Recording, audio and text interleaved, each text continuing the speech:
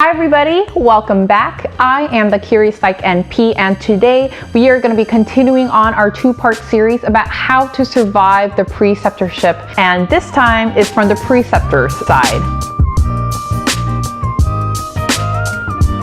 So whether you're a new preceptor or maybe you're a little bit rusty and now you have a new student, these are some tips or tricks that I've picked up over the years on how to be a successful preceptor. But before we get into that, I want to share once again some super exciting news. I talked about it a bit in last time's video, but because I feel like the topic is super related, I thought I'd bring it back up again. I've been working super closely with a couple of friends who you might know as Darty, the Life of a Psych NP, or Fabius from the Psych NP, and together we've created an ebook called the Psych Nurse Practitioner Handbook, which is really targeted towards psych nurse practitioner students or new psych nurse practitioners. In this book, we brought together all the knowledge that we thought was the most important for a new nurse practitioner student when they first start off in their career. So this book, it has all sorts of good information about how to interview a patient, how to diagnose a patient, how to treat a patient.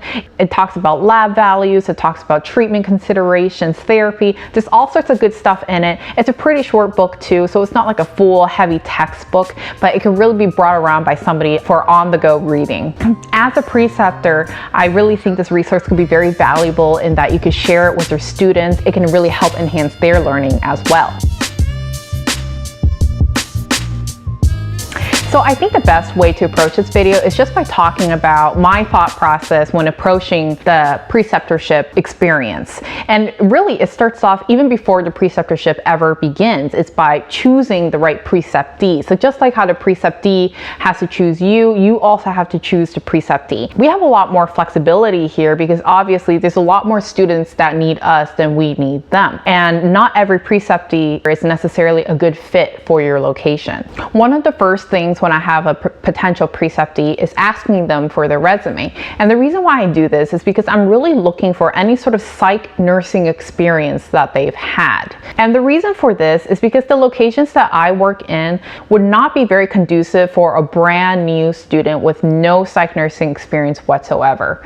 I work with a severely mentally ill population, and having a schizophrenic in crisis sitting across from you is not really the best time to teach your student how to properly de-escalate a patient. They should probably already know the fundamentals of that before they come to the program.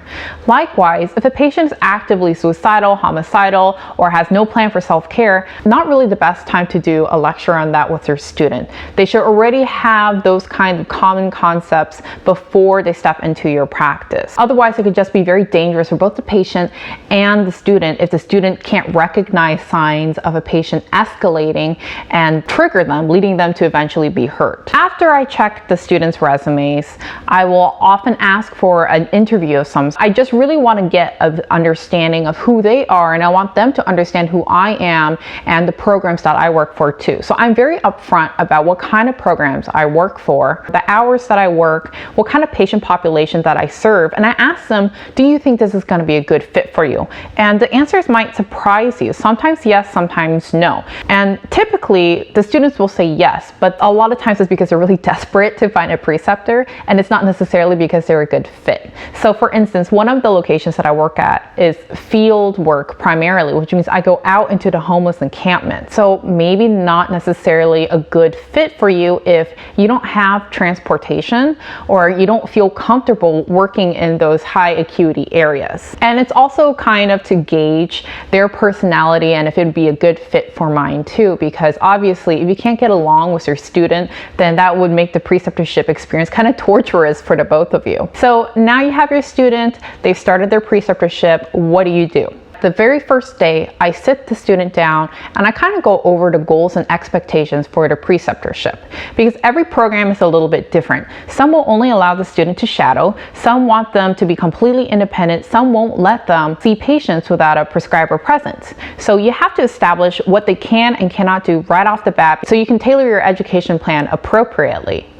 Now, most of the students that I get, they're super focused on medications. They really want to know all of their medications because oftentimes that is the field that their program is lacking the most. I totally understand where it comes from because obviously as a psych nurse practitioner, you're going to be doing a lot more prescribing than as a psych nurse. So I understand where that fear and trepidation comes from. But what I like to tell my students first is, yes, we are going to talk about medications, but the very first thing I want you to do is kind of just to understand that the role of a psych nurse practitioner is much more than just prescribing medications. So for the first day or a couple of days, what I'll have the student do is actually just sit and just watch me as I work. So it's to help them kind of get acclimated to the work environment, to kind of see the workflow, and so they can kind of start getting used to the lingo. Keep in mind, a lot of these students are coming off of summer break. They don't really remember whatever they learned in school. After that, I have the students start documenting for me. And prior to this, I will typically send my students progress notes for my patients so they can start to prepare any questions they might have about the patients that we're going to be seeing that day. Focusing on documentation, I feel, is a really good, easy way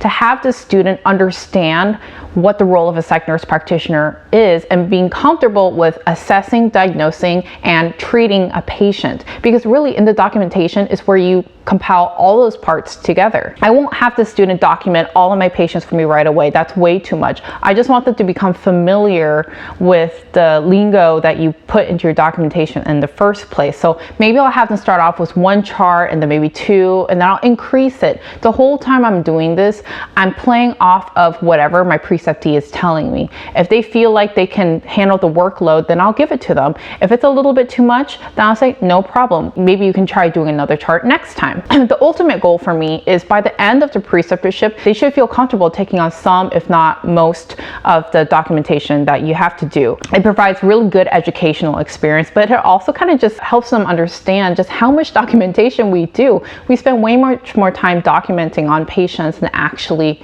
talking to the patient. So being able to learn time management is crucial. So after documenting and after hearing me assess patients over and over again, they'll start to pick up on common questions that are asked per patient. And again, during each charting, we talk about the diagnosis of the patient, we talk about the medication treatment I'm providing, why I'm prescribing this, why I'm adjusting this, why I'm doing this or that, so they can start to really grasp the medication aspect as well. Only when they're ready do I let them start seeing patients. And everybody's a little bit different. I've had students start off right away. For some of my new patients, sometimes it'll take a couple of weeks to get up to that point. Sometimes it'll take almost entire preceptorship. It really doesn't matter. I will give them a more stable patient so they can kind of get their feet wet. And then when they start feeling more comfortable, I'll give them more and more patients until they're assessing and documenting for at least several of my patients. At the locations that I'm at, I'm personally there with them every step of the way. Again, your practice might be a little bit different. You might have the luxury of doing that. You might not. You might have to put them in a different room. If so, what I would say is make yourself very available to them, because as a student, that's the number one thing that they really need, is that really need that mentorship. They really need your clinical experience, your guidance, your knowledge. Even if you're not physically in the room with them, being present for them, letting them know that they have that support can do wonders for their self-confidence. So that's kind of how my preceptorship experience goes and why I do it that way. There are a couple of other qualities that I feel like can really help you stand out as a good preceptor. And number one, being very receptive to feedback. So not only are you asking the student how they're doing, how they're feeling, but also if there's anything that you can do to improve, if there's anything that the student wants you to focus on. By being open and by having that conversation with the student, I feel it can really help enhance the overall preceptorship experience. Another thing that I think is really important for preceptors is to bring in real life examples.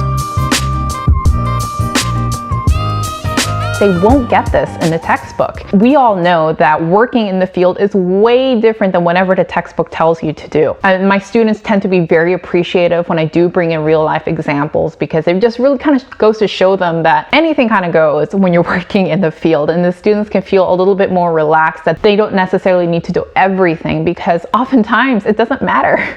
And finally, again, I just really want to emphasize how important it is that you make yourself available for your students.